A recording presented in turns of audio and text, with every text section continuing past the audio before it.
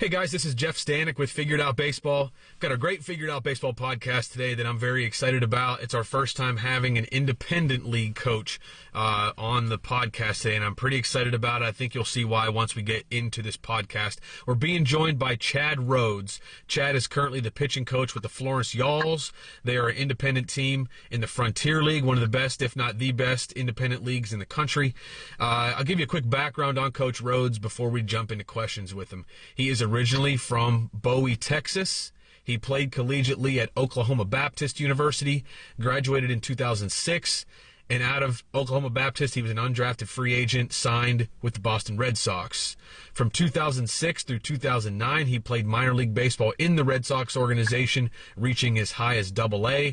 Actually had some pretty good numbers there through 256 career innings, 102 career walks, 250 career strikeouts. Not too bad for an undrafted free agent. 2010 through 2012, he played 3 seasons of independent baseball for 3 different teams. Then 2013 through 2015, he spent several years coaching independent baseball. The last season, he was with the Florence Freedom, the same team he's coaching with now under a different name. He was there for 1 season as a pitching coach.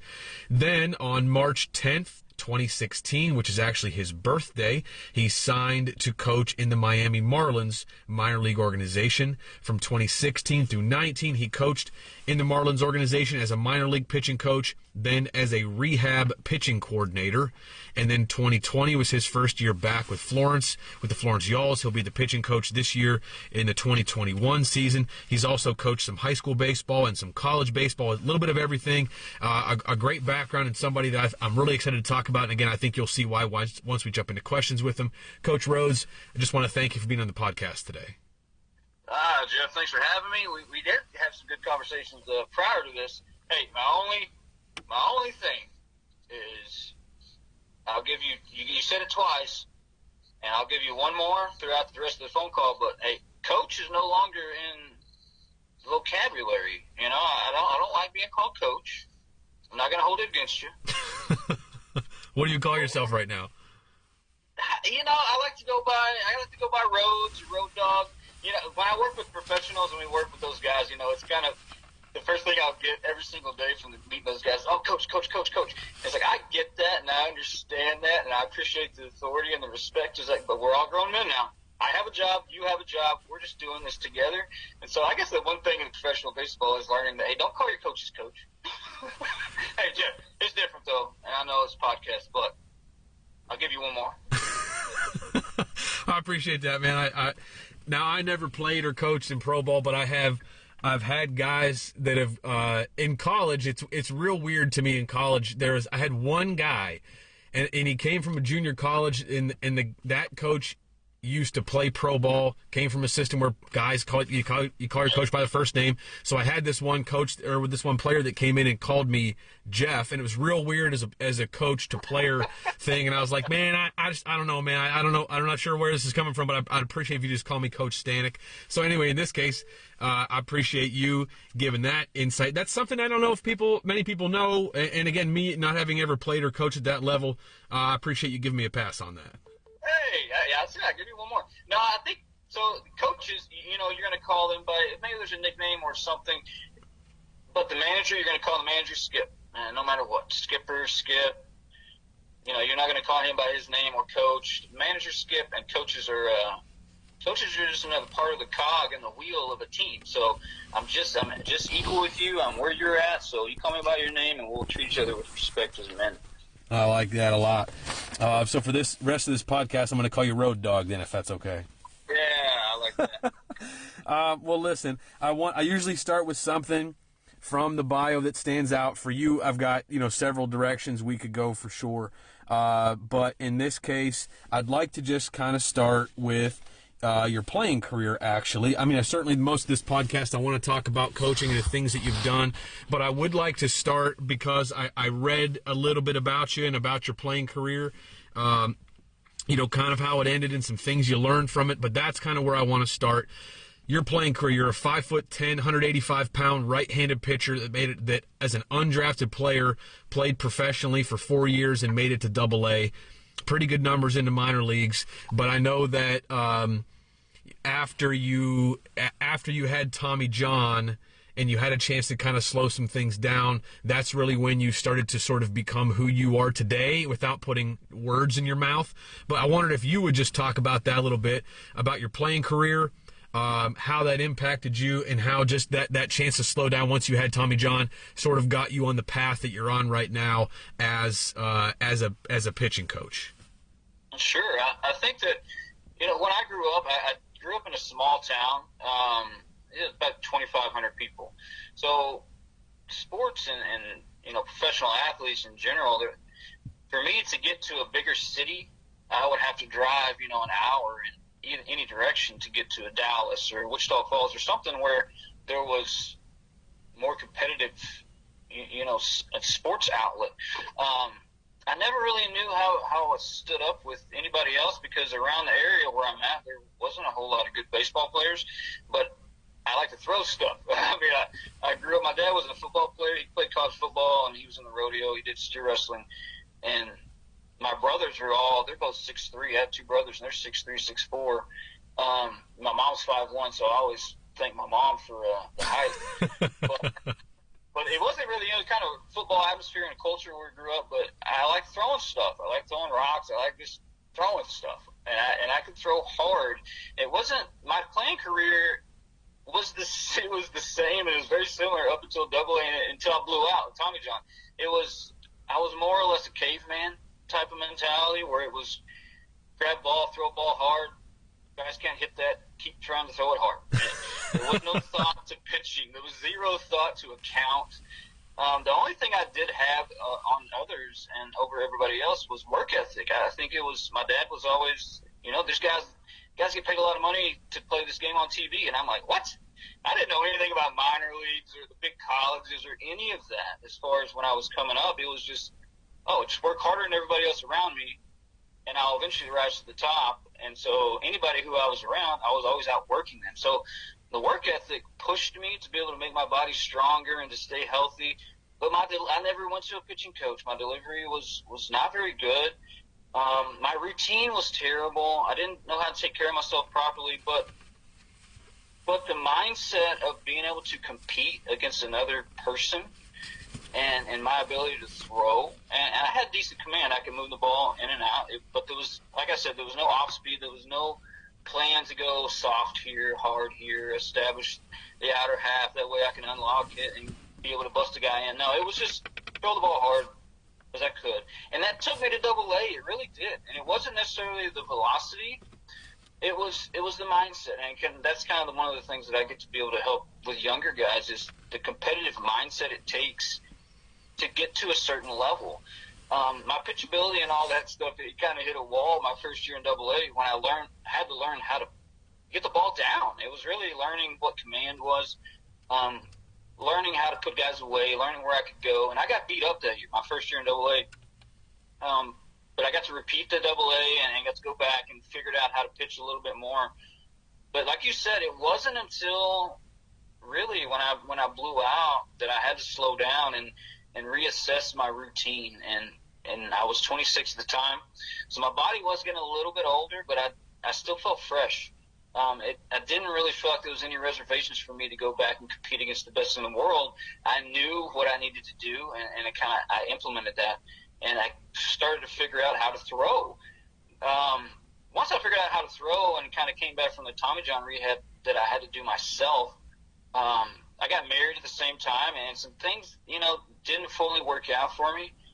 But that mindset and all that time that I took off from that injury really was leading me to evaluate my whole career and how I went about it, and how I can apply that, not only just trying to take my career into the future and further it, but how can I use this in my coaching career to be able to help others avoid some of the same obstacles and mistakes that I did. And so trying to ingrain in them the competitive ability, but with learning what it means to actually be a pitcher instead of a guy who just tries to throw a velocity that another human can't hit, which is impossible.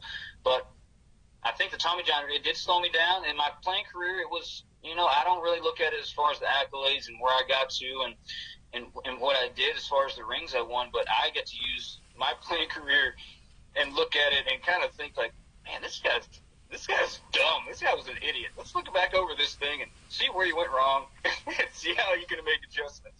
So if I look back at my playing career and go back and change something, it would definitely be how to pitch and not just how to throw. I figured out how to throw hard, but it wasn't how to pitch. But I will say, and kind of unfiltered kind of comment is that your nuts can take you a certain distance, and then the trust in your work and in your ability to compete can take you to a certain distance. Once you get to that certain distance, which is AA, you're talking about now you're at the 90 best teams in the world, 30 AA, 30 AAA, 30 big league. You're working against players that actually have a plan, that have a purpose, that actually know what they're doing. And I was the guy thrown in that mix that didn't, and it's hard to survive until you figure that out. So I kind of use my playing career to help guys figure it out before they get to that point where it's like, I don't know what I'm doing, trying to compete against guys who do. So I don't know if that answers your question as far as my playing career. I'll answer anything specific about it, but it was the same type of mindset going all the way through. I'm better than you. I'm going to beat you. And it was just kind of lay it out there on the line and see what happens. And then I kind of fully entrusted in my work ethic and ability to keep me healthy and to do that as long as I could. And it worked for a while, but eventually it plateaus out and you got to learn how to pitch. But I think that one quality that I take into my coaching from my playing career was the ability to go hard. There's a lot of different things I'd like to ask you that just based on a couple of things you just brought up, a lot of places, a lot of things that you touched on. The first one is just to talk about what it means to pitch as opposed to just throw hard and try to throw it past people, the caveman mentality that you talked about. So now where you are, if you have a chance to talk to a young guy, and I know now like in the off season you give lessons, Can you just sort of break that down for someone that's listening to this that might say like that maybe doesn't understand the difference, or just wants to hear it from your perspective? When you finally learned how to pitch, and now that you're a pitching coach, that you're talking to guys about how to pitch as opposed to just how to throw hard, can you summarize that a little bit? Just kind of tell me what you mean by that, and when it comes to actually pitching and learn how to be a pitcher, what that means. Sure. I think that, the big difference between, and I'll define it by kind of giving a couple examples. And I think that when I work with most guys at this level and kind of really to talk about the difference between throwing and pitching, it's more of a visceral experience. It's more of the relationship and how the comments that I say, shifts their beliefs into what they do into more of what's going to make them successful for their career. And what I mean is to me, I see there's a difference between a thrower and a pitcher, and I see throwers on the mound. And I wouldn't say that every single guy that gets on a mound is a pitcher.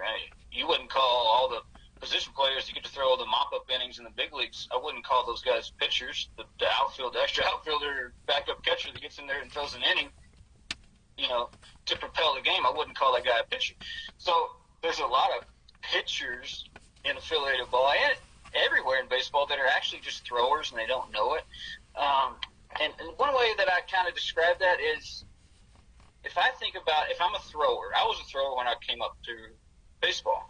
If I'm a thrower, that means that my priority and my prerogative when I'm going to a batter is to beat him.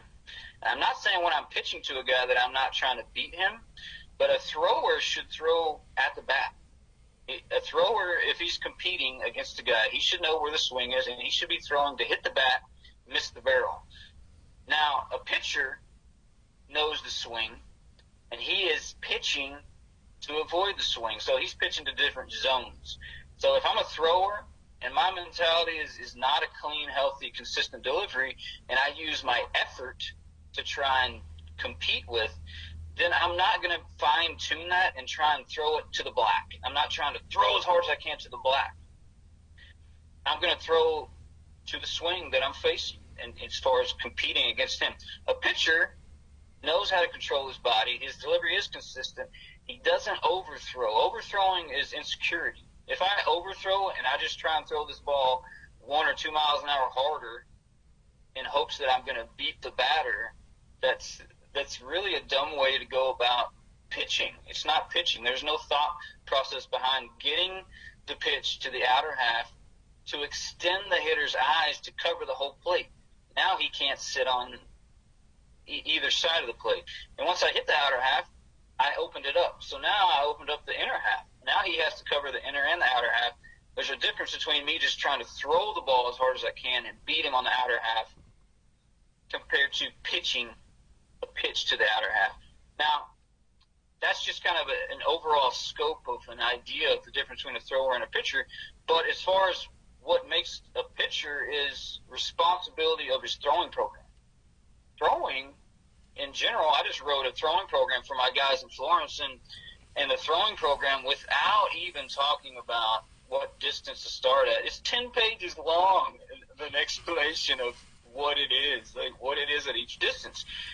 It's being professional in the way you go about your catch. A throwing program is not a calendar of days with throws and distances and rest periods and all that. That's not a throwing program. A throwing program is exactly what it says. It's a mindset. It is a program. So to me, a program it's a set of coded instructions, for a particular task. It is input. I want, there's input I'm putting into this guy. The program is the cause that I want to put into a person to behave in a certain way. So the throwing program itself is a mindset and how to prepare and go about. When a baseball is in your hand, what are you thinking about when you're doing that? So to me, the difference between a pitcher and a thrower, it's more than what it is on the physical action. I think a lot of throwers try and fix externally what's wrong. Let me go to this pitching coach. Let me work on this delivery. Let me pick up these weighted balls. Let me do these bands. Let me throw this little gimmick. They're looking for something external to make them feel good internally, and it'll never work that way. So I think a pitcher works internally. He knows what he's good at, and he continues to make those things better. So a good pitcher knows what his strong side of the plate is. He knows when he can go soft. He knows when he can go to the top, and he understands that he's not pitching to a batter personally. He's facing a specific swing.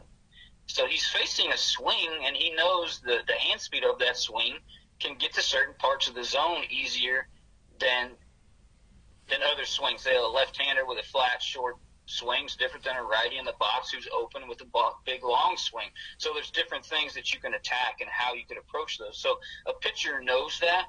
A thrower doesn't, and he does the same thing no matter who's in the box or the situation of the game. So that would be, I know I'm kind of round and kind of hit every little quadrant of what it means, but specifically, there is a big difference between a thrower and a pitcher, and to me that involves self-evaluation and knowing what you're good at. You kind of touched on this there, but I want to bring up something that I read that you wrote. I think it was in LinkedIn, actually. I kind of, dab a little bit everywhere just to kind of learn about who I'm about to have on a podcast. And I just read somewhere, I believe, again, you wrote this: do you consider yourself a cognitive coach that believes it's not the hardware that's broken with the pitcher, it's simply a matter of the software that you have programmed? And your answer to that just kind of reminded me of that, that a lot of that guys will want to fix. If something's not going right, if they're not having a lot of success, they're going to want to try to reprogram the hardware, try to change something mechanically, try to do this or that, or try to look at their analytics, whereas as you believe it's sometimes a software issue, or maybe their mentality, their approach, or just learning how to pitch. Would you mind just kind of touching on that, just what you mean when you call yourself a cognitive coach that believes those things, and how you incorporate that with your job now? I know you've switched teams recently, switched organizations, but it's still still the same thing, I'm assuming, when you're working with pitchers. What kind of conversations do you have with guys? What do you see in games that leads you to have conversations with a guy where maybe a guy says, like, man, this is broken, I need to fix this, and you say, hold on now, it's not mechanical, it's something else. Can you talk a little about that, and just about how you sort of arrived at that that place where you believe that it's more along the line? A lot of times it's more the software that's the issue than the hardware when pitchers are having issues. Sure. I think I'll start that off by by prefacing it with, we hear all the time that the game is 90% mental and 10% physical. And I think that gets said so much that it's watered down and that the meaning gets lost. And it's kind of like, I'll ask my players, you guys hear all the time that the game is 90% mental and 10% physical. How many believe that? And they'll all raise their hand like, yeah, cool, okay. Explain it to me. What does that mean? And I was like, because obviously your work, the physical work that you put in, is not 90% compared to the 10% that you do as far as the way they equal out. If the game is really 90% mental and 10% physical, but you spend 90% of your time working physically on something that's mental, what are you doing? So the way that I like to explain it and justify that the game really is 90% mental and 10% physical is by this. It's kind of ask you, what's the length of an average Major League Baseball game? Probably about 3 hours and 20 minutes now. A ridiculous, right. Much longer than it needs to be. About 3 hours, so 180 minutes. How often or how much during that time of a regular game is the ball actively in play, where someone is doing a physical action and the ball is actually in play? Isn't it something like 15 minutes? You're right, yeah. It's between 15 and 20 minutes.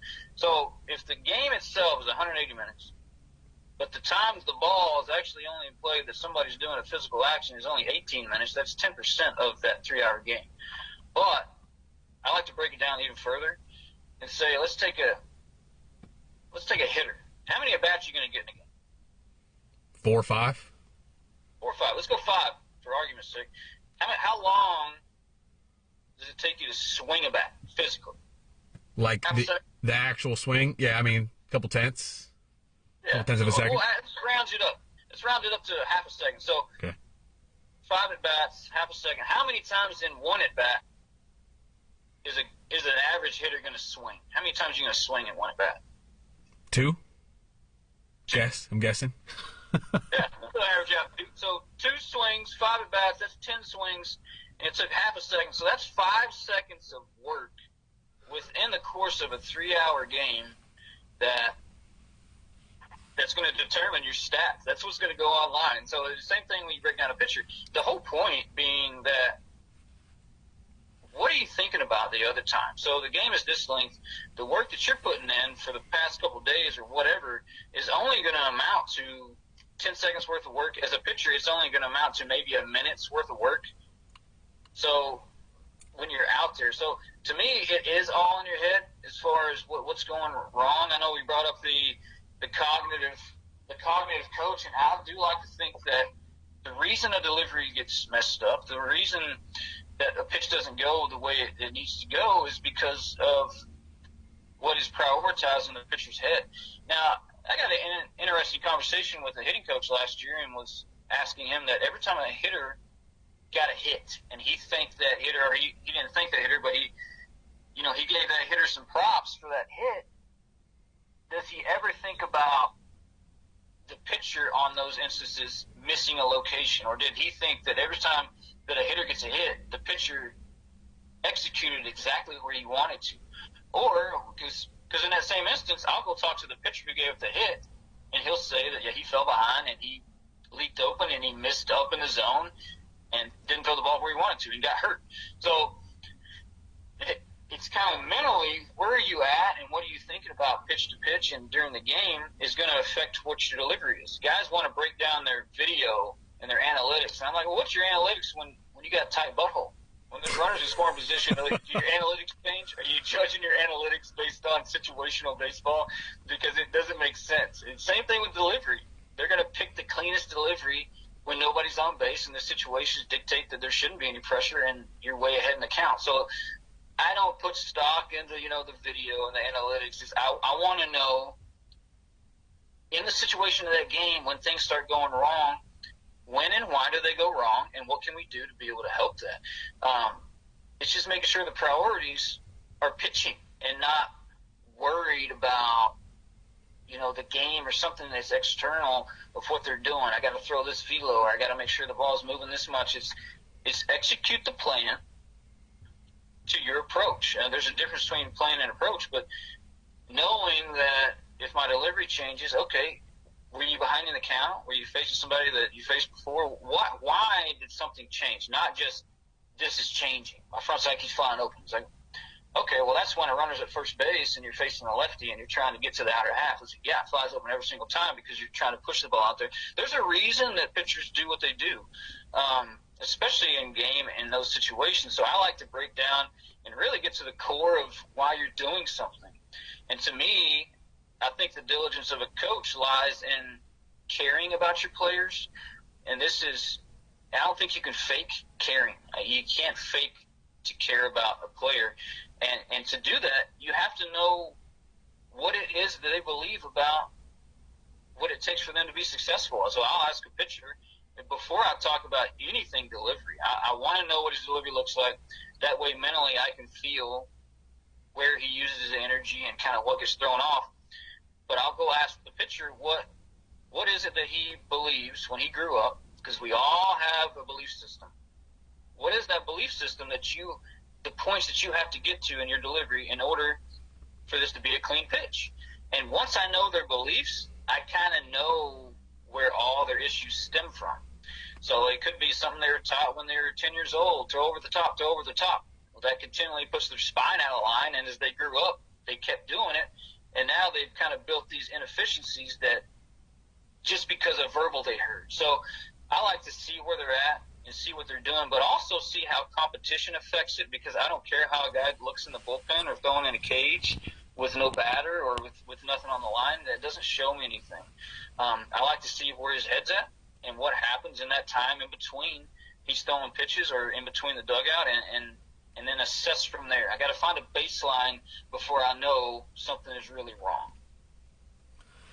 Man, so much of that stuff that you just brought up seems to have been completely forgotten by a lot of professional baseball, because everything has gone so far toward analytics. And maybe it's just because maybe if you took a macro view of baseball, especially 50 years into the future, like analytics just have come on so strong, and everybody feels like to get ahead of the game, we've got to be on the precipice of the newest analytics, and we've got to understand it, and we've got to be able to apply it. But it's like in doing so, a lot of what you just talked about gets forgotten. Just the ability to, like you said about a guy having a tight butthole out there. I mean, if you coach at any sort of a high level, like anybody that's coached, I've coached college ball, so anybody that's coached college ball or above, or even high school for that matter, you see it happen.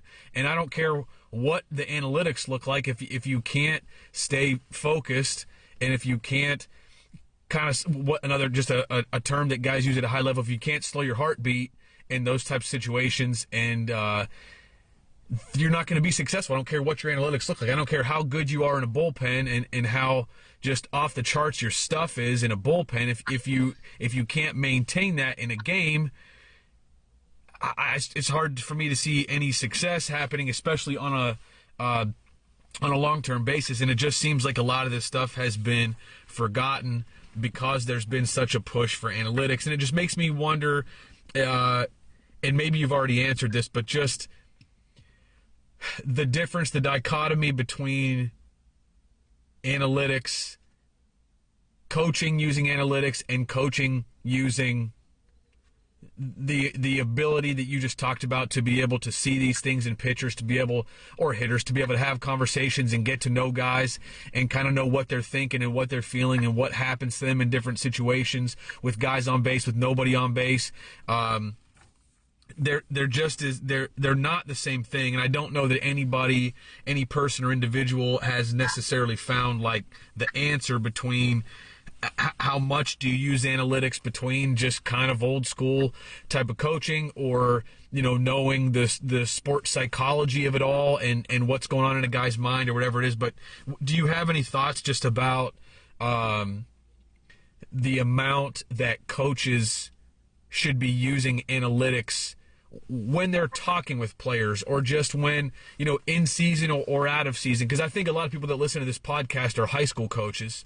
I'm sure certainly there are college coaches, there are guys that coach lower levels, there are players that listen to this, but a lot of our audience are high school coaches. If you were talking with a high school coach now, Chad, how much do you believe a coach that maybe had access to Rapsodo should really use that in his coaching compared to talking about and thinking about and analyzing the things that you just spoke about? I think the analytics is a piece of the puzzle. It is not the puzzle. It is not a large piece of the puzzle. It's just a small piece.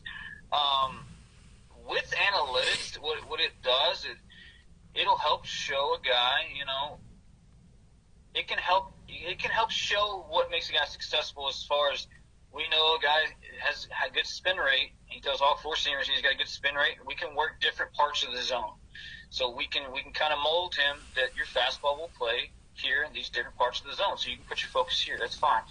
And if a guy, say that guy has a higher spin rate, he throws a two-seamer, well, maybe we want to put a four-seamer in his hand to see if we can get more spin. If he has a low spin rate, then I know I want to stay with more two-seamers, maybe more around the bottom of the zone with different off-speed. It gives you options and tells you how guys fit into where they can work the zone effectively. That's what it does. If a guy doesn't have the spin rate, he doesn't have those metrics to fit it, you're not going to be able to work with him enough to fit a mold, say the cookie cutter type of mold with analytics. I think that's kind of where it's at. I think it depends on what kind of cookies you're making too, as far as if you want to use the cookie cutter mold. If I have all guys my size, 5'10", skinny, that don't have angle and don't have ability to throw a breaker ball, analytically I'm going to work different with those guys than I am with somebody who has a higher spin rate with longer levers that's taller. It shows you how to work and where a guy should be working more. That's what analytics does. As far as being able to, force guys into that world and force them to work on their spin axis to get it true and all this at a younger age, as far as high school coaches, I wouldn't go there. You go competitiveness. Why go analytics when I want to work on a guy to get his spin axis when his sole priority is trying to throw a ball with a true spin axis rather than command it low and away to the outer half? When he's focused on trying to get his spin axis right, what damage is he doing to the team and everybody else that's behind him as far as pitchers trying to pick up the slack as far as if he's out there just throwing stuff, working on his spin axis and falling behind and getting beat up and causing more guys to go out there and pitch that aren't necessarily ready to pitch or going to be as effective just because he's trying to fit into the analytic world. I like it because it does show you some cool stuff. I don't, just because a guy doesn't fit into that, do I think you mark him off and say that he's not valuable? No. I put out a tweet, or maybe it was a post, maybe a month or two ago, and I listed off 40 guys in the big leagues with their average fastball under 90 miles an hour. And I caught a lot of heat on that as far as, I guess the metric and analytic of velocity and me not putting the importance of it as far as impressing upon guys that need to throw harder. It's like here's 40 guys throwing to the best hitters in the world with an average fastball of under 90 miles an hour. Now, analytically, yes, some of them might have spin rate. Some of their slots might be lower. But the whole point being, if you're analytic driven to get to ideal analytics, and you can't do that as a pitcher, I see that hurting more guys and overlooking more guys with pitchability and deception and ability to, make guys move in the box and all this that don't have plus analytics that can actually pitch. So the analytic world, I think it's got a little too big. I think, every team is looking for a mold of guys who have a high spin rate and can spin a 12-6 and do this type of stuff. And it's harder to hit. Yeah, it is. But teaching guys that from the get-go and telling them this is what they need to do in order to get to the big leagues is false. And there's guys, everybody has a different tool set. Every single pitcher, I like to compare it to different hammers. There's tons of different hammers. There's sledgehammers, there's claw hammers, there's ball peen hammers. Each hammer has a purpose. If I'm a sledgehammer, but I need a claw to undo these kind of pitches in this situation, I'm not going to be able to do it. And so the guy's going to go out there and just keep slinging his sledgehammer. And if you try and make him do some things that another tool set can do analytically, he's not going to be successful. So you're kind of hurting that guy. I like it. I mean, get back to your point. I like analytics. I'm not a big advocate for pursuing them. I like to know the numbers, but I'm not going to base the character and the pitchability off of a pitcher just because of his numbers, because those numbers really, to me, they show no indicator of good command. And that's what, to me, pitching is about. Command. To me, confidence stems from command, not throwing the ball 100 miles an hour. I can throw the ball 100 miles an hour and be on the mound completely lost because I don't have a clue where it's going, and I can't get ahead of guys, and it gets turned around when I'm behind. So it's not the velocity, it's not the spin, it is command. The command is where you get your confidence. So I just think if the analytic kind of world right now, the way it's at the forefront, and I think I got a lot of college players that come in knowing their analytics. I know my slider rates 5 inches off my fastball plane at this spin rate in a second. It doesn't mean anything to me. It's like, do you know how to pitch to set this guy up and get him out in less than 3 pitches? Are you just going to sit there and try and throw your spin rate and then get him to chase sliders off out of the zone that are strike the ball? It doesn't make sense to me. Knowing all that stuff, it gets muddied, and it slows down the process of developing into a pitcher.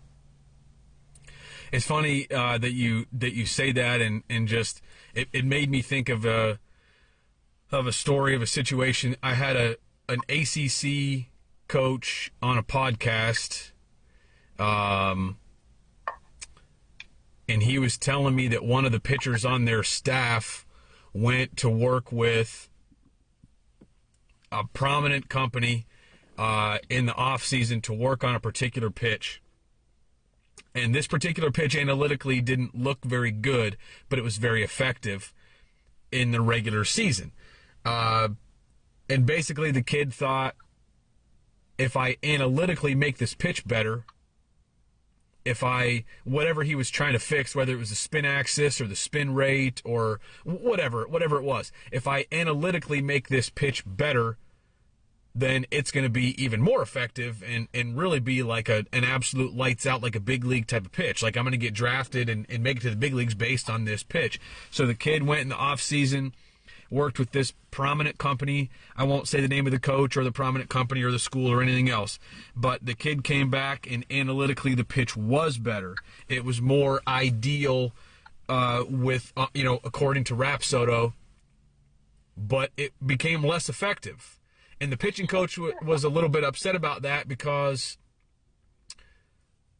like, what the kid had was working, and it's to a point. It's like if it's working, then why would you try to mess with it? And that's a case of a focus on analytics being just off base. There are other things this kid could have worked on or could have done. Maybe it was learning how to set guys up to throw that pitch in the first place, but they basically took a pitch that analytically didn't look very good but was effective in a game and made it better analytically and somehow less effective. And there's no real explanation for that. I don't know how you explain that.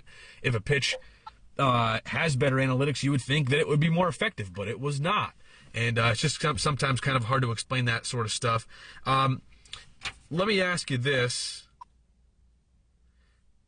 It may be, I don't know if this is a fair question. I'm not a pitching coach, but I'll ask it anyway. If I'm working with a pitcher, is there anything that I can look at analytically to tell me what his optimal secondary stuff would be? So, for example, you mentioned the spin rate on a fastball. If a guy's got a really good spin rate, he's probably going to be more effective with a four-seamer. Lower spin rates are probably going to be more effective with a two-seamer.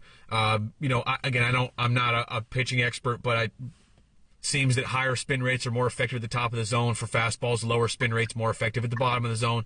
What about secondary stuff? So if I get a pitcher and his current arsenal is four-seam, two-seam, slider, changeup, or four-seam, two-seam, curveball, and no changeup or whatever, is there anything that I can look at analytically to tell this kid, like, hey, I think you might be better off throwing this pitch than that pitch because of the spin rates that you do create, or because of your spin axis, or because of your your arm angle, and maybe you have some downhill playing because you're pretty tall and you release the ball, you have a pretty high arm slot. Is there anything like that, Chad, that I can look at to help a pitcher just to sort of maximize his arsenal, or does that need to be a feel thing as well? I think it's more all of the feel thing. As far as like the situations you talked about with that pitcher going back and working on it, you can fine tune. Say it was the same reason that you say Verlander had all that success when he went to Houston. It was more of a usage, and it was more of understanding that staying a little bit more behind his four-seamer at the top is going to be able to get him more command, and it's going to allow his breaking ball to come off of that plane a little bit easier. So it wasn't that it was a big adjustment for Verlander when he went from the Tigers to the Astros. It was just a difference of his usage and the thought behind using something to clean up the spin at the top of the zone to let all the other stuff play off of it. So it wasn't necessarily analytics that fixed him. He had all that ability within himself, but it just guided him to a direction with already plus elite stuff to become even better. So I think guys that go to the analytics that don't really even know what plays in general in the course of a game, but they're going to make all their pitches analytically better and take away the priority of command or what they're doing in that instance. And what I mean is, if I am working on my delivery, and I'll talk about the break balls and kind of what break ball to pick. If I'm working on the analytics and focused on the analytics of spinning something, then I'm not focused on the actual priority I have of executing this pitch, because I'm worried about the analytics of what the pitch is going to do, not to where I'm going to get the pitch. So I think if the analytics trumps the competitiveness and the priority of the plan and then at bat, if you're going analytics, then you're not thinking about the right thing. Building a delivery, building like an arsenal off of your fastballs, you kind of want to do it off the breaking ball. I like to build a delivery and build an arsenal off what breaking ball they throw. This is when I'm working with a pitcher, I'm not going to name the breaking ball. Don't name it. If I'm telling a guy after his throwing program, we cool back down to throw a curveball, his hand and his body is going to manipulate in a way where he tries to make the ball in his head break like a curveball. If I tell him to throw a slider, he's going to do the same thing. Instead of just grabbing a breaking ball, throwing it efficiently, and spinning it and letting it see what the break does. And from there, I can be able to adjust if the slider fits my stroke or if a curveball fits my stroke. I want to make sure the breaking balls fit my delivery and fit my deception without changing the consistency of pitch to pitch. So analytically, you can look at which pitches, which breaking balls actually come out of the same slot. As far as the break and all that, you're going to let the hitters going to tell you whether it's good enough or not. Just like you said, the guy who went and worked on a pitch, whether that was split, change-up, slider, curveball, cutter, whatever, the fact that he threw it and trusted it in his delivery compared to trying to get it analytically perfect, it's two different pitches, and there's two different intents behind those pitches. So when I coach, I like to coach the intent behind the pitch. If I know what your intent was, when you're behind in the count, when you're ahead in the count, when you're even in the count, if I know the intent you're throwing with, then we have a barometer to see what went wrong. So I'm always focused on the intent of an arsenal and a pitch rather than what the analytics of those pitches look like compared to the rest. I don't know if that Can you explain what you mean just when you say, like, I want to know the intent of that pitch? Give me some examples of what that might be. So I'm going to intent with my pitches, and this is count to count dependent. So every single pitch I think that gets lost, which the World Series always to me brings back up, is the importance of the count. And then the World Series is so, to me, it's palpable because every hitter and every pitcher and every player on the field, when the count swings, every single pitch is either going to be ahead, behind, or even.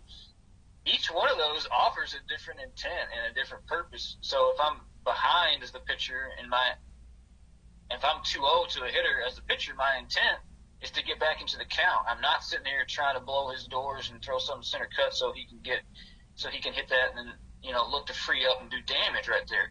My intent is to get back into the count, make a good quality pitch. if I'm 0-2 on a hitter, my intent is to wipe this guy out and to get him off base. So if I know the intent that I'm coaching pitchers from pitch to pitch, I know the game's never going to speed up on them. If they continue falling behind, and I can see it, like you talked about, at every single level, you see the game speed up, and that's really the difference between professional and amateur, is knowing when that happens and what to do to be able to slow it down to minimize damage. But coaching the intent rather than the analytics of I'm attacking here. If I get into the mindset where I'm on the mound and I can see a pitcher, the game speed ups where it's, oh man, there's runners in scoring position. Now I'm facing the 3-hole. I'm 2-0. I just fell behind. Umpire didn't give me that call. I know the intent's not driving their delivery. I know that it's the external factors starting to speed up. So it's always trying to get back to the intent of being poised, being under control, and executing a good quality pitch in the zone. That is my intent. If it goes to, I can't do this, I can't let this happen, or don't do this, don't hang this, that is not pitching off your intent. That's just pitching off your thoughts and whatever's going on. So there's different ways to slow that down and to kind of help with that. But that would be as far as analytics go. I'm not going to coach analytics. I'm going to use them for guys to help coach themselves and how they can use their stuff better. I'm going to coach the intent and the brain that's running all this machinery behind the pitcher. Very cool, and a different mentality than a lot of guys, a lot of pitching coaches out there have, I'm sure. Chad, let's talk a little bit about your throwing programs. We talked before we started recording about a little bit about your throwing program that you've got for your team now, and you mentioned in the podcast that there was like 10 pages of stuff just as sort of an intro to the throwing program. Again, just thinking of amateur players, guys before they get to college or even in college, what should can you tell me a little bit about what a throwing program should look like from beginning to end, and maybe where you see some common mistakes with throwing programs? I'm sure that you get guys that come to you that played collegiately or were playing affiliated ball, and now they come to you and you sort of need to reprogram their throwing program. Can you just talk about what a good throwing program might consist of, and maybe some common mistakes that you see? Sure. Yeah, I kind of pulled up the throwing program I wrote down. I'll go through this and kind of hit the key points. But like we talked about earlier, I think the throwing program, it is a program. It is guys will call me now. I'll still get guys asking me to write them a throwing program, getting ready for season. And it's like, you want me to write down a calendar of 60 throws at these distances or whatever it is for the day. Like, you just want me to write out the numbers for you in hopes that that's going to prepare you. It's like that's not the numbers of the throws and the rest and the distances is not what's going to prepare you. Yes, physically it will over time, but it is the mindset, the program that you're plugging into, and how you actually throw the ball when you're doing your throwing program. So I'm not trying to take away the individual when they're playing catch, and I don't care about a pre-throw warm-up routine. These guys want to do these little weighted ball throws against the wall and all this stuff. That's fine. That has nothing to do with your throwing program. Your throwing program is just the physical action of throwing a baseball, and that's all it is. It is the fundamental movement in which we throw a baseball. So I like to be able to talk about how to go about it as far as positionally and kind of what you're thinking about at each distance, and I'll hit on a few of those. But to me, the point is to have a general feel for the order in which things happen, meaning that when I'm preparing my body to pitch, I'm going to do it from the progression of short athletic throws to medium range throws, medium range throws to long warm-up throws, long warm-up throws to medium range throws with intent as I'm working back in, medium range throws with intent to short command throws, and then short command throws to all my pitching drills or mountain work, whatever it is for the day. So as we go through, I'll kind of go through a brief throwing program and kind of what I expect and kind of what I give guys reminders of when we're doing this every single day. But it's really just, it's throwing like a professional. So the first thing I would say is know how many throws you make. I would say guys don't know how many throws they make. And as a professional in season, it's different out of season. If you're doing a build-up routine, you can get up to 95, 100, 120 throws. You have that in rehab throws. We have that many in a rehab session. But if it's in season where your routine has to adapt to like a high-stress environment where you need to recover, then your workload's going to drop. And an optimal upkeep in my in-season throwing, it's around 65, 70 throws. That's kind of 75 plus is a high end of the spectrum. With 55, 60 is kind of about what's average for guys to stay at. And you're going to be plus or minus 5 for that day. You want to redo a throw at a certain distance, that's fine. But you have to know the baseline of your workload. So to me, a professional knows how many throws he makes. The amateur throws hard and far on days that he feels good, and he stays short and light when he feels bad. That's an amateur. A professional knows his routine, and he controls his effort in a way that he still gets his recovery throwing in while ensuring that his delivery and feel for the ball stays intact. So when I start warming up, there's a couple of things here, key points I have at different distances, and I won't give out a scheduled throwing program because I have 4 different throwing programs as far as distances and throws and effort, but I'll give you kind of the regular in season, and I'll walk through that one. So if I'm going regular in season, I am going to mark off distances. Now, when I'm doing a throwing program, there's a couple ways to back up. Now, I like to back up at certain distances rather than accordion throw. Accordion throw is I'm going to throw a ball, I'm going to take a step back. I'm going to throw, take a step back. Throw, take a step back. So I don't want an accordion throw. If I'm accordion throwing, that means that I'm always stepping back to a new distance, and I haven't gauged the effort before I got to move on. So I'm really not working on anything structurally or repeatably because I'm changing my distance. So I want to work at a volume at distances rather than trying to go distance for volume, if that makes sense. And so as I back up, all my throws are relaxed. It's a relaxed arc. I'm just throwing. I'm not pitching. These are not pitching drills. I'm not going to go into a lift. I'm not going to get up and try and control my front side. There's things in my delivery that I'll touch on, but this is not a pitch. It's not a pitching drill. It's not a pitching session during my throwing program. It's a conditioning exercise that I'm going to use to help my repeatability, my recovery, and to make sure that I'm actually being strong in those athletic positions to hold them, being disciplined. So as I go back, it's a relaxed arc, and really I like to challenge yourself to throw the ball with minimal effort but still on a line. And that is what's unique to each individual. And only the person throwing that ball minimally on a line knows whether that effort is minimal or not. So it's not feel good, throw hard, feel bad, throw soft. That is not a professional mindset. So I do like to start at like 50 feet. There's all the little pre-throws, the swing underneath throws, or whatever you want to do before 50 feet. That's personal to you. I don't add those to the count of my total unless it gets over like 20 and the guy's just airing it out. It has zero feel. Obviously, I'm going to count those. But generally, before I get to 50 feet is where my work starts, and that's kind of where I want to start my count. At that 50 feet mark, I'm moving my feet. I'm shuffling from here until the rest of the throwing program is over. I want to be moving my feet to get that type of momentum, to stay in my lower half and to feel the rhythm. The rhythm of a delivery and your throw is set by the lower half. The lower half is your rhythm.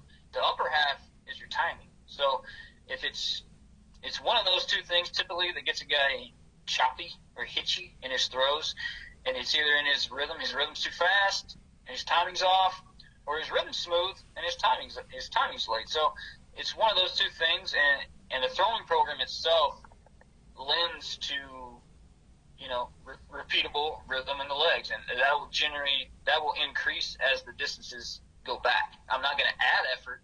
It's just I have to throw a ball with more effort at 90 feet than I do 50 feet. But I'm not trying to add that effort. It's just coming out smooth. So at 50 feet to 75 feet, kind of the barriers that I want to hit here, like the points, is I'm always shuffling. I'm moving my feet. My eyes are up, my chin's down. So I'm always going to be backside loaded. My head's going to stay on the inside part of my back leg. And then when I finish, I'm going to finish with my arm working around my head. So my head's stable. And I want to feel myself land flush and let my arm work around my head. It's pretty simple there as far as the way it's verbalized. But the key points would be always move your feet. Your back foot is your direction. So another point of how a guy shuffles is, does he shuffle with his back foot? Does he go behind? Does he go in front of his leg? Or does he replace his feet? There's 3 different ways to shuffle. And it's making sure that when a guy shuffles that his back foot, he knows that his back foot is the actual line. That's the direction that his body's going to take. And being able to land flush. So that's at my shorter distances. And then as I go back, 75 to 100 feet, that's my medium range. Right here, it's still the same keys that I had at my earlier when I'm throwing. There's still, I want to focus on my head being stable. My eyes up, my chin's down, my arms working smooth through my finish. And this is at 75 to 105 feet. Same thing. I'm moving my feet. I'm shuffling with my weight back. I want to make sure that when I shuffle, I'm able to keep my head inside that back leg rather than letting all my weight shift forward to the front leg and then rocking it back. I want to kind of keep my weight back to build up repeatability. And then as I back, I'm still getting loose. So as I back up a little bit further to my 105 range to 150 feet, I'm still getting loose. These are still getting loose. I want to feel how my body is landing. Mentally, I'm trying to stick the landing. And a point I want to make I'm big on effort control in my throwing program. When I get to 105 feet to my max, I'm still getting loose, and the effort should be around 70%.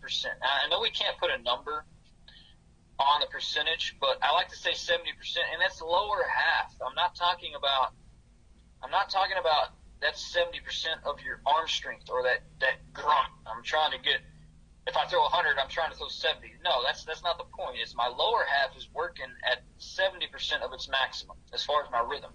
My arm strength and my arm speed, I'm still only working right here as I'm going back a 2 on a scale of 1 to 5. So it's very low. I'm not adding in effort to my arm.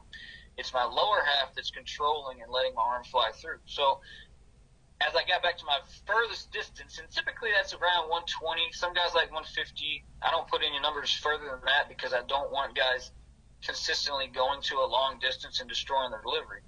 But the focus when I am at my furthest distance, keep your shoulders and hips level. If you feel yourself, find the distance that you feel yourself collapsing. Your backside is going to collapse and it's going to start to squat to push the ball up and add more effort. That's destroying your delivery. That distance is too far for you to work comfortably and maintain good posture and athleticism. That doesn't mean that there's not time for you to go back and kind of air it out, but you need to know that if you're going back and you're destroying your delivery, you're teaching your body this. If I'm at a far distance and I squat down and I push to throw hard to get it to a certain distance, I'm teaching my body that, hey, when you really want to get on the gas, you really want to throw hard, this is what you have to do. So I see a lot of guys at long toss airing it out, and then when they get on the mound, their body's saying, oh, you want to throw it hard? I remember how to do this. And then it tries to replicate what you did at those far throws on the mound, and it doesn't work. It's not on time. You're not going to have any command, and you're going to kind of feel lost. So it's at those longer distances. I'm just getting loose, and I want to make sure that my lower half is the effort and it's not my arm. So when I'm coming back in now, I'm going to be back in at the 120, 90-foot mark, and I'm going to kind of come in every 3 throws. I'm going to come in at 15-foot increments. So 3 throws at 120, and this is when the effort is going to start to crescendo. So it's a build-up to this point. The hardest throws in my throwing program should be after you come in, and they're going to be around the 105, 90-foot mark. This is because you're already 40 to 50 throws plus into your throwing program, so you're loose. The body knows how to be on time, and you're coming back into shorter distances where you can actually let your arm work and pull down a little bit more out front. I'm not going to use the word extension because it's going to turn into pushing the ball, but the effort in my arm now, my body should be around 80% working lower half, and now my arm can tick up to level 3 or level 4. I'm never going to go completely out of control. I'm always going to work at around an 8. On a scale of 1 to 10, I want to stay at an 8 because if I'm at an 8, the game adrenaline when I pitch is going to take me to a 10, and I'm not out of control. If I try and work at a 10 where I'm out of control and then I add the game adrenaline to that, it's too much. If I'm at an 8, I'm able to tell when I go down to a 6 or a 7, so I know I can pick it up a little bit more, and it wasn't as much as I needed to. So I like to try and stay around at 8.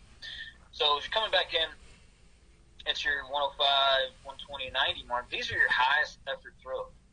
And then after those, you're going to come back into your 90 to 60-foot mark. And this is kind of my change-up focus or my two-seamer focus or whatever else it is that you want to work on as far as throwing. They're still not pitches. Now, when I come into 90 to 60 feet on my cool-down process, after I just threw my hardest throws, I really go to zone focus. And so what I mean by zone focus is I'm able to stay glove side when I want to go glove side, or I'm able to stay arm side when I want to go arm side, or I can go glove side top when I want to go to the top, or glove side bottom, or arm side top, arm side bottom. It's just at this distance, my throwing is now more focused on my command and being able to focus on my release. I'm not going to throw the ball too hard too early. This is the key, I think, that a lot of pitchers, even professional pitchers, I see a lot that really don't know how to throw. They don't know when to get on the gas at the right time. I see a lot of guys throw spears, and instead of trying to find their window of release, which is at the top of their delivery. So being able to finish up with command, focus, and taper down my effort now to finish up with I'm not a big proponent of flat grounds, but I do like getting off the mound with a catcher up front with an effort of 50, 60%. But the throwing program in general, it's a mindset. It's how you go about it. It's the most important part of your day. Most important part of your day. This is the blood of what your career is going to survive off of. Is it clean? Like, do you know what you're doing? And do you know why you're doing what you're doing at each distance? So there's lots of little kind of key points and positional stuff that's in this that I won't go over because I think that might have hit the gist of it. But the throwing program is important. I don't really care about a pitcher's delivery or his velocity when I'm working with a guy. I want to see how much stock he puts into his throwing program and how much care and to his routine does he have day in and day out, because I know the habits that he's going to build in his throwing program are going to directly translate to the mound.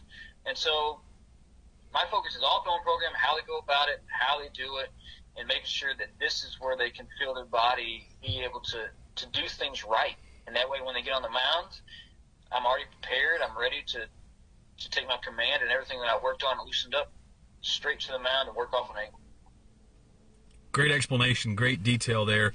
Chad, I want to ask you one more question before we wrap up. Just a kind of general thing that was kind of on my mind throughout this, and I just kind of want to see your opinion. Not something that should take too long, but just kind of want your opinion about this. If you, between the lessons that you give and, to younger kids and the men that you're coaching, what do you think, if you had to say something that, let's just focus on mostly kids, so a lot of the kids you're giving lessons to or college kids that you might be familiar with, young pitchers today focus too much on this and not enough on this. If you had to fill in those two blanks, could you? Is there anything you could point to? Young pitchers nowadays focus too much on blank, not enough on blank. See, I'll make it as general as I can make it. Okay. I think that too many young pitchers focus on throwing hard instead of making their body strong. Interesting second half of that. So I think strength is something that's very underrated. Even the guys I work with now, it's not about a strength program. There's not one guy advocate over another. If it's called a strength program, then that program should give you strength. So any guy should have their own program. But to me, being strong is being able to push your body push your body past the limits that you know it's at, not what somebody else is telling you these limits are at. So it's knowing how to be strong. I think these pitchers focus on trying to throw hard, and a lot of lessons I work with, they want to work on delivery that's going to make them throw hard. I'm like, there's a basis that you need to have, a foundation you need to have of strength for your body to be able to keep up with what you're trying to make it do. If you're not strong, then you can't be stable. If you're not strong, then you're not going to be explosive to be able to hold that stability at the end of your pitch and be able to let it translate into velocity. So I'm not talking about getting on a specific program and you got to do so-and-so's power program and you need to do all these isometrics and you need to do this band. Get strong for yourself. What does it mean to be strong? It's like, we'll sit here and I have a friend that we do 500 push-ups a day, and it's not because it's easy and it's fun to do and it takes 30 minutes to do it, but it's the point of being strong. Like you can do that. There's things that you can do to push yourself, and to me that's the difference, man. If I'm going to tell the younger guys I work with, it's fine. We can work on delivery. You're never going to be able to hold it consistently if you're not strong enough to know what it's supposed to be doing and where you're supposed to be holding it. So until you get strong enough to be able to really hold these positions, to let your arm work clean and free, then you're always going to kind of be peeing in the wind. I mean, because if you're not strong, you can't hold those positions. You can't work on those things in a sophisticated, intricate manner if you don't know how to hold your weight and hold your body. Terrific stuff. Really good stuff all around. This is Chad Rhoades, everybody. He's the pitching coach with the Florence Y'alls, an independent team in the Frontier League. He spent time in the Marlins organization, played pro ball for quite a while, and just has an interesting take on things. Road Dog, I appreciate you being on the podcast. It makes me so uncomfortable to call you anything besides Coach Rhoades just because I've got that college mentality. But, man, this has been great. I really appreciate the time and all the things that you share with us on this podcast. I'd love to have you back sometime. It's always an interesting conversation with you, and there are a lot of other areas that we could have talked about we didn't touch on, but certainly appreciate your time today, and maybe we can have you back on another podcast in the future. Hey, man, I told you I'm easy. I'm here anytime. I appreciate you having me on. I really only going to ask guys that I believe in what they're doing, and I think that you're doing things right, and I like the information you're giving out. So keep up the good work.